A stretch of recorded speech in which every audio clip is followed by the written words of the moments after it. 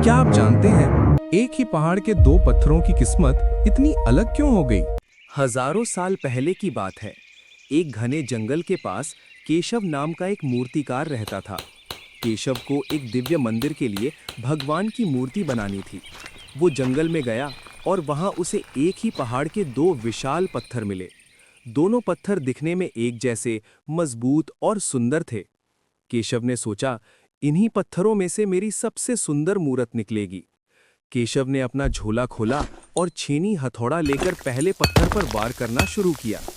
जैसे ही पहली चोट पत्थर पर लगी, जंगल की खामोशी में एक कराहने की आवाज गूंजी। पत्थर जोर से चिल्लाया, आह! रुक जाओ कलाकार, ये दर्द बहुत ज्यादा है, मैं ये चोट और नहीं सह सकता। मूर्तिकार रुका और शांत स्वर में बोला, धैर्य रखो मित्र, ये चोट तुम्हें तोड़ नहीं रही, बल्कि तुम्हें तराश रही है। अगर तुम आज ये दर्द सह लोगे तो कल पूरी दुनिया तुम्हें पूजेगी। लेकिन पत्थर जिद पर अड़ा था। उसने गुस्से में कहा, मुझे कोई पूजा नहीं चाहिए, मुझे बस शांति चाहिए। अपनी छेनी हटाओ वरना मैं बिखर जाऊंगा। केशव ने एक लंबी सांस ली और हार मानकर उस पत्थर को अधूरा छोड़ दिया। उसने उसे एक तरफ झाड़ियों में लुढ़का दिया। अब केशव दूसरे पत्थर के पास गया। उसने फिर से हथौड़ा उठाया। पहली चोट पड़ते ही पत्थर कांप उठा, लेकिन वो चुप रहा।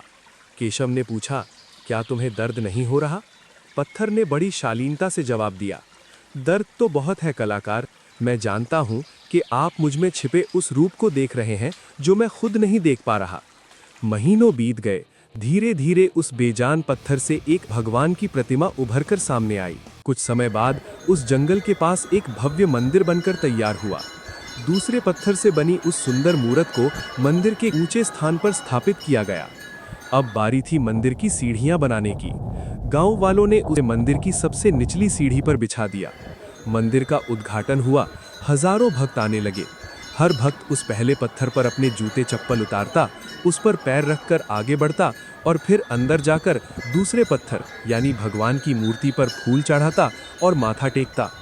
रात के अंधेरे में जब मंदिर के पट बंद हुए तो सीढ़ी वाले पत्थर ने मूर्ति वाले पत्थर से सिसकते हुए पूछा, हमारी किस्मत कितनी अलग है ना। हम एक ही पहाड़ से आए थे, एक ही कलाकार ने हमें चुना था, फिर आज तुम्हें दूध से नहलाया जा रहा है और मुझ पर लोग पैर रखकर निकल रहे हैं। ऐसा क्यों? मूर्ति बने पत्थर ने बड़े प्यार से जवाब दिया, मित्र, जब कलाकार तुम्हें तराश रहा था तब तुमने उस समय के थोड़े से दर्द से बचने का रास्ता चुना, इसलिए आज तुम सीढ़ी बन गए। मैंने उस समय की हर चोट को धैर्य से सहा, इसलिए आज मैं मिसाल बन गया। दोस्तों, हमारे जीवन की मुश्किलें भी उस मूर्तिकार की छेनी जैसी हैं। जो इंसान मुश्किलों और अनुशासन के दर्द से भागता है, वो जीवन भर दूसरों के पैरों तले दबकर रह जाता है।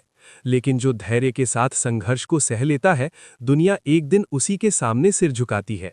याद रखिए, बिना चोट खाए कोई पत्थर भी भगवान नहीं बनता।